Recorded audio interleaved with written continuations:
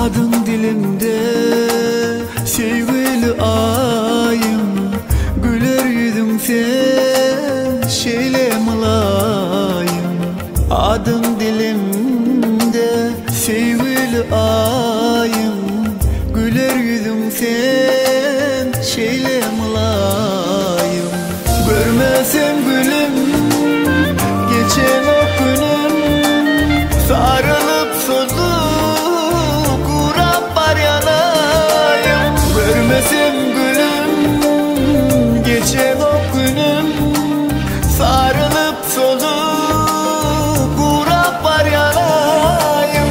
Yanıma gelen halımı gören, sensiz kıymama duysanım ahım.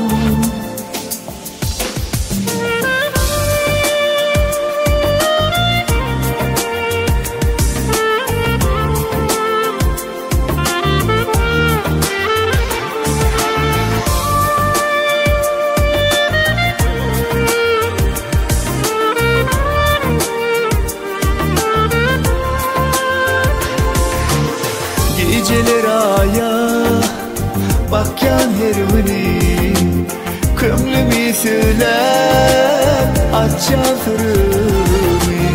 Geceler aya bakyan hervini, kömlümü söyler açan sırrımı. Sen kış baharı, kışta akarı, seslenyen gülüm işte muhtarım. Sen kış baharım, kışta akarım, seslenyen gülüm işte muhtarım.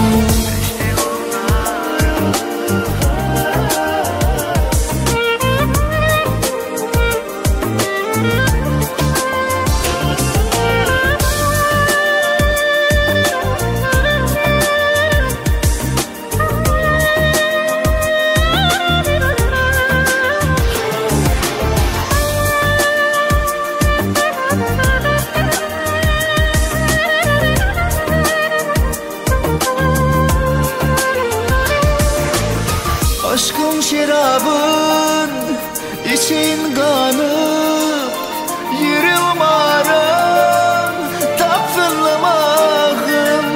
Nerede sevgim, ol muhabbetim, kıynayan beni, yok mu sen rehmin? Yanıma gelen halımı gören,